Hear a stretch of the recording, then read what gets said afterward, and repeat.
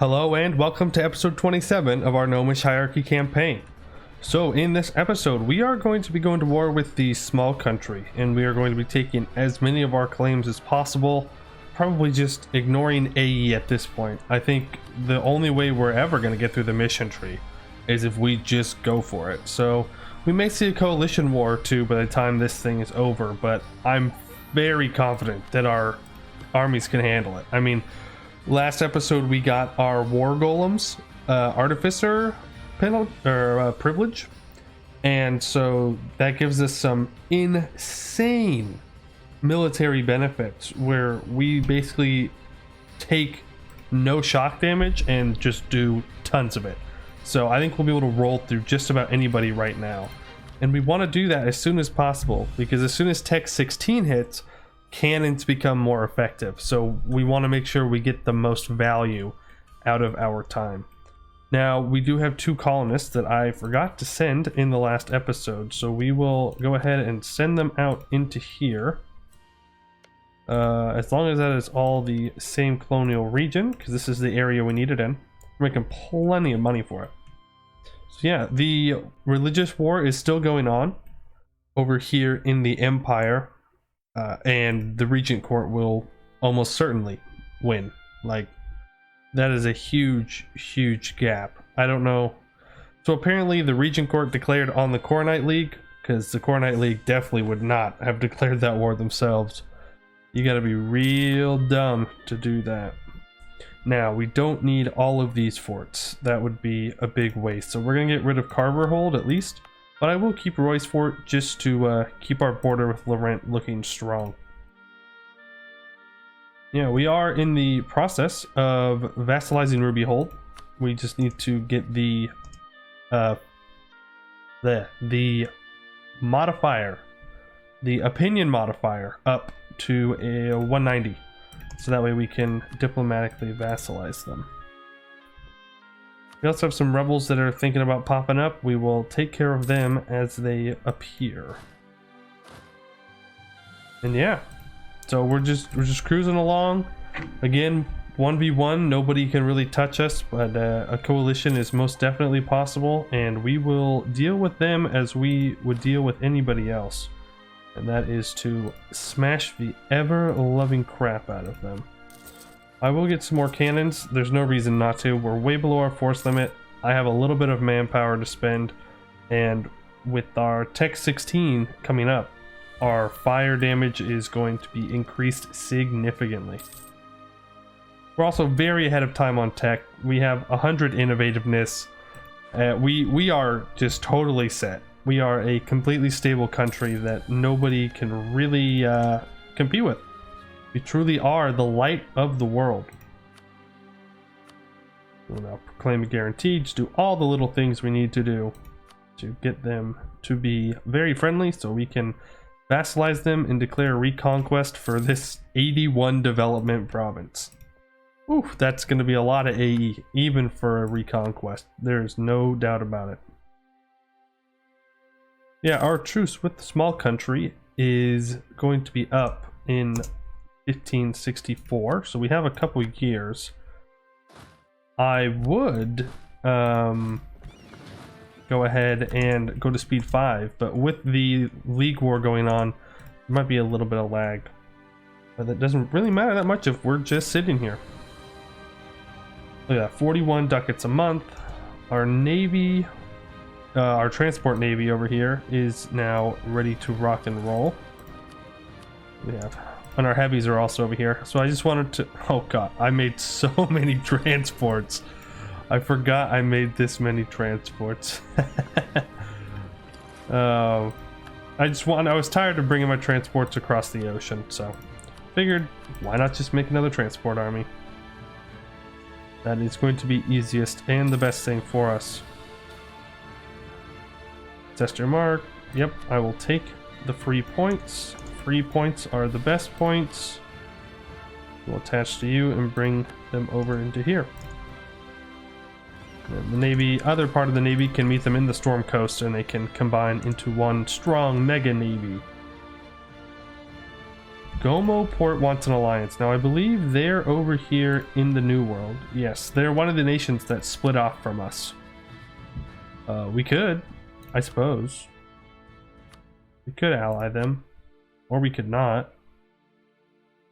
Sure, why not? I can just break the alliance whenever I want, right? No big deal.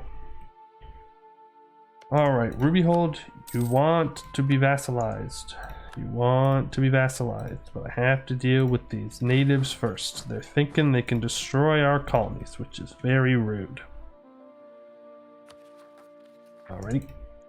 Rubyhold, please. Let's see. Who were you rival to? To this tiny guy right here that hates me anyways? Yeah. Send an insult. Scornful insult. You suck. Rubyhold's much better. They're very cool. I love dwarves. Economy. I'm just gonna send them a gift. I don't really want to wait any longer. They're very poor. Here, have 50 ducats. Why not? As a treat. A new settlement. Yeah, I'll take free colonies. Why not? That's like half a year's worth of colonists. What do you mean no? -2? No. Right. I need to hire the Diplorep guy. And I really thought that was going to be enough. Well, that's disappointing. Let's trade favors for trust. What about now? Yeah, now they will. Sometimes it just takes a little bit of convincing. So there we go. We now have a vassal in Rubyhold. Goed is no longer a valid rival. I am not going to make them into a march. I don't think I want to make them into a march quite yet. Look at that. We are now gaining 884 manpower a month. That is what I'm talking about. For so long, we've just been held back by not being able to have any manpower recovery speed because of our gnomish military. That was rough. I just felt like I couldn't expand because couldn't expand because, you know, we just didn't have the manpower for it. We couldn't build up our army. We couldn't do anything that would help us get stronger. But now, now we are rolling in it. We'll bring you guys on down here because the truce is going to end very soon. And then we shall liberate the Halflings. Sure, they may be an independent country again, but we ignore that. It didn't happen. Alright, I need to improve relations or get a claim on people. I'm going to go for a claim on Isobelin. We have a long truce, so maybe not. We could just go to war here. That leaves our 3k stack kind of in a vulnerable position. But I think it might be worth it. I don't want to go to war here. I'm going to need more troops. That's a lot of troops. But these guys, if I can get a claim on them, they're an easy target. You know what? Let's do it. Let's declare war here. We'll co-belligerize Sornikand. Those guys won't join. I don't even know who this is. Oh, okay. Well, I'm definitely not scared of them. And we will declare the war. We'll take our 3,000 men over into here. Can they do it? Can they win the small battle? Yes. Yes, they can. And I expect our colonies to do most of the heavy lifting here. So whatever happens, happens. We'll take land from Sornikard, Sestermark. The only thing that's worrying is that, well, one, I forgot to ally Ibavar beforehand, but that's alright. Is that we give our colony too much land and then they can't core it all. Because they haven't even cored everything there. So we won't be able to take too much without New Wittichan just getting absolutely wrecked by rebels, but also that's kind of a New Wittichan problem and not mine. Oh, look at that. Grombar and Istralor start an alliance in the middle of a war. Interesting. I guess they really wanted in on the League War. Gwed also can't join a League War yet because they're in a war with our ally Vertesk, though I don't think that alliance with Vertesk is going to last long after our aggressive expansion kind of gets out of control here. And it will get out of control, let me tell you. Oh boy, we are ready to rock and roll as soon as this dang truce gets up, which I think is in one year. Seize them in their wealth? Yeah, sure. I'd rather not lose a stability. And we have a new colonial nation. New Cotarand. Yes. Cool. And now we gotta watch out for these guys, because these guys could try and declare war on our colony, and that means I need to get our opinions above 100. That way they can't declare on them, and then I don't have the ability to enforce peace. Alright, we have another colonist. Let's see, is there anywhere else I need to colonize for our mission tree? That's probably the most important thing. Nowhere that I can see yet. New Cotarand needs to have 10 counties, which it will after this war here. So no, I think we are good on our kind of colonial endeavors. Of course, I will just continue to throw out some colonists everywhere because I might as well. This looks nice. That's a little bit of kind of border emptiness, so I'll fill it on up. Have all our troops just sitting here staring at the halflings across the border. And Vertesk has taken 2 provinces that we need. Well, buddy, that is going to end our relationship for good. That's not really negotiable. I need those provinces for my mission tree, which means you gotta go. Oh, we have a lower decrease in kobold tolerance. It doesn't drop it from integrated though, so not really that big of a deal.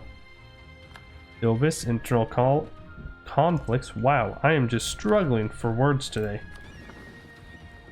Alright, we have another transport here. Let's bring them across. I made so many transports. Like, I did not need this many transports. I don't know what I was thinking, but it's kind of funny. Just like, yes, transports, all of them, please. And we'll just go and get him. Just waiting for the truce. Just waiting for the truce. We have lots of money that we could spend, though. And I think I'm going to spend them on... I mean, more artillery wouldn't be bad. Currently have 29,000, actually. Which is combat with, so I don't need any more. So, I guess buildings. Buildings sound good. Manufactories? Not any great manufactories, to be honest. No great trade provinces either. Oh, but what we can do is upgrade our forts. So that's what we're going to do. We are going to go ahead and get a bunch of level 4 forts around our kind of defensible provinces. That sounds like a good plan to me. I'll also build one level 2 fort on this island here to trap any enemies that might want to get up top. And I'm going to delete this fort because it's pretty much useless to me. I don't really get much out of it. We'll keep this there for now until this fort is finished, just for some extra defensiveness up there. Alright. Small country, it's time to go. We must... Marliand is ruled by a vampire, and we have occupied their capital. A prominent monster hunter has asked for our assistance, searching for Dinar the First's coffin. We have? We did? Huh. I mean, yeah, we knew that. We were out here. We're out here hunting vampires. That's what we're doing. We just have to hold on to this province? Okay, I can do that. That is entirely possible. That's cool. I didn't even know there was a vampire over there. We've gained colonialism versus 2 nations. We did it. We have found the corrupted heart of the evil that plagues us. The coffin of the vampire is now in our grasp.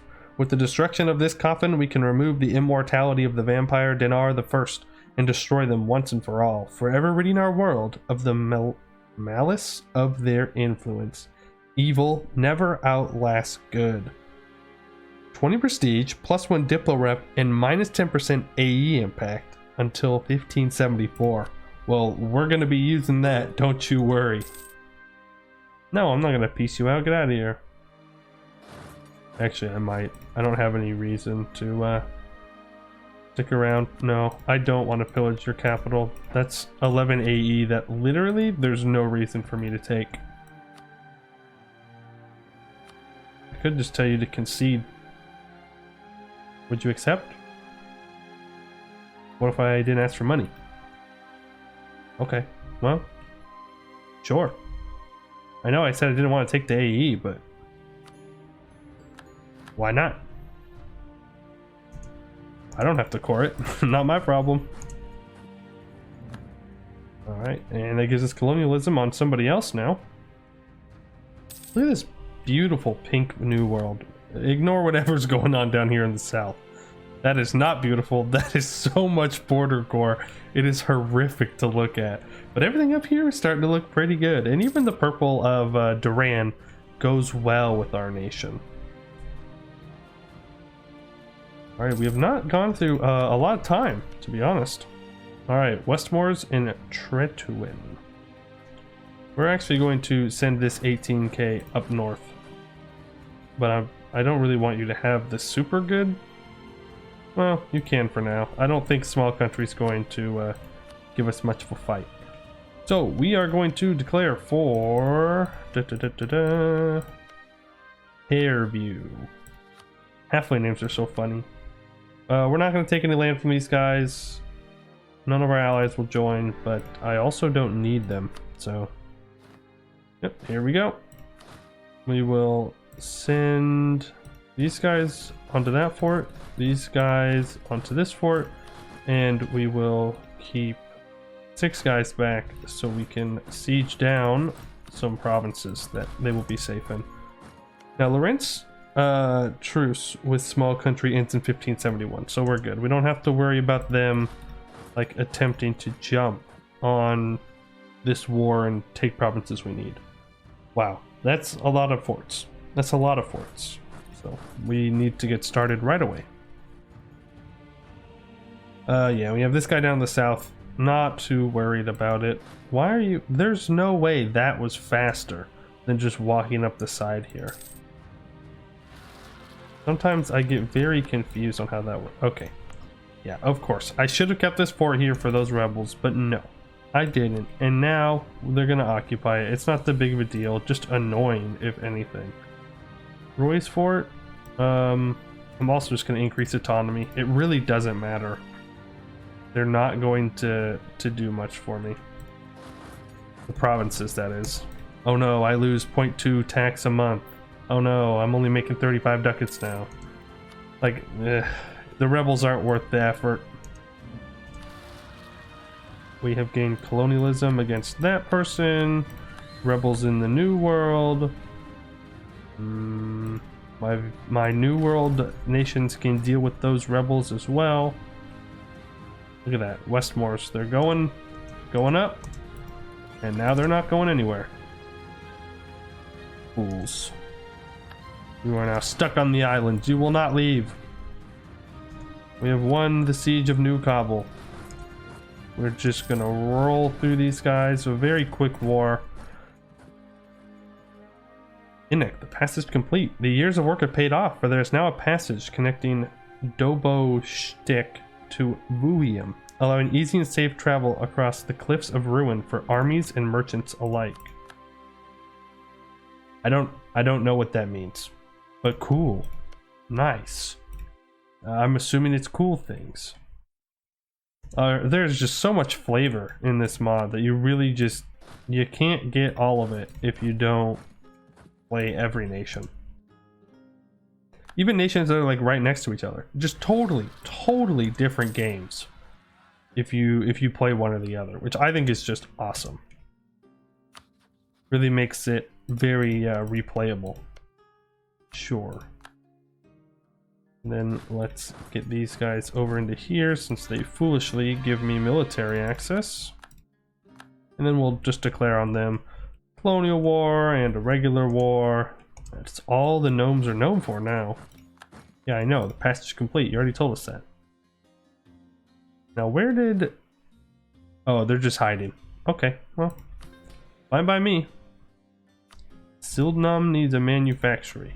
I don't know if I'll be able to build it fast enough, but I'll give it a go. And look at that. We have completed another mission.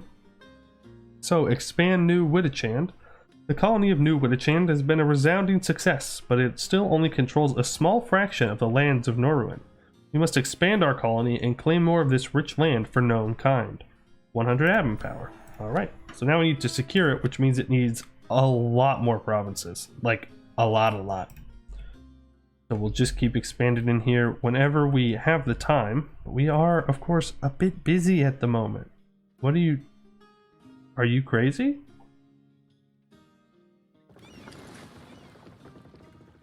I'm confused. How is he walking across? When are you gonna get there? The 7th? Okay. Cool. The Rent declares war on a colonial nation. That's alright by me. I'm not too worried about that. Alright, and we just keep moving. Just keep moving. Oh, I forgot about that. I'm sure they'll be fine. It shouldn't be worth too much war score. Ooh, lots and lots of enemies here. So, concede Norwin. This is going to break our colonial nation. Like, no doubt about it. But I'm gonna do it. Convert provinces to the thought. Not anymore. Ooh. I'm gonna just abandon that. I don't want to pay for it.